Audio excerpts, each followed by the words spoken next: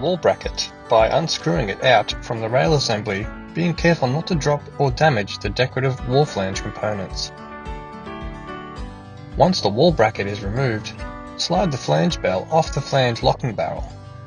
Rotating the flange bell will assist if it's tight due to the internal flange bell O-ring.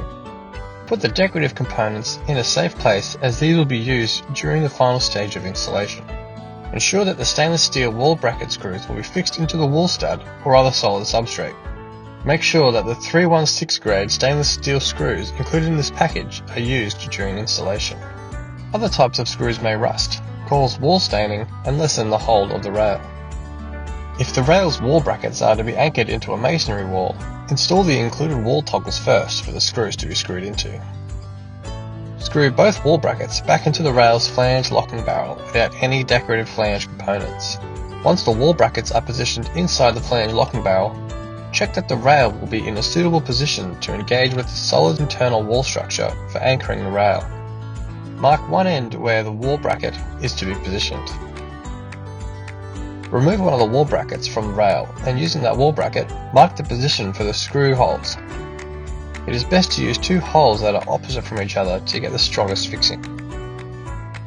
Once the fixing holes are completed, place the rubber wall seal against the wall bracket with holes aligned, and screw the bracket and rubber seal firm against the wall, being careful not to damage any tiles or surface finishes. Attach the rail to the now installed wall bracket by screwing down the flange locking barrel. Level up the rail and mark where the fixing holes should be positioned for the other wall bracket. Remove the uninstalled wall bracket from the rail assembly. Drill one hole to start with to ensure correct positioning of the wall bracket. Screw the wall bracket into the wall, secured enough so that there is still slight movement. Then reattach the rail using the flange locking barrel to guarantee correct positioning and alignment for the marking and drilling of the second hole into the wall stud or substrate. Once the second hole is drilled into the supporting wall structure, the second wall bracket can be installed with the rubber wall seal, the same way that the first wall bracket was installed. Ensure a secure attachment. Ensure the wall brackets have been installed with the rail attached. The alignment of the wall brackets and flange locking barrels are exact, so there are no issues for aligning the rail when it is screwed onto the installed wall brackets. Remove the rail from the wall brackets by unscrewing the flange locking barrels.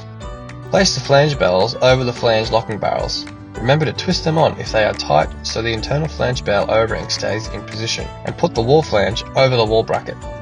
With all of the decorative components attached, screw the flange locking barrel onto the wall bracket until it is tight against the wall flange. It is best if this is done by screwing the rail down evenly at each end so it will engage in a balanced way. Once the rail has been locked up securely, ensure that there is no movement in the rail or fixing points. If you are using the designer rail for a vertical shower installation, follow the same installation instructions. The designer rail has been tested to AS1428.1 and is approved for use as a grub rail.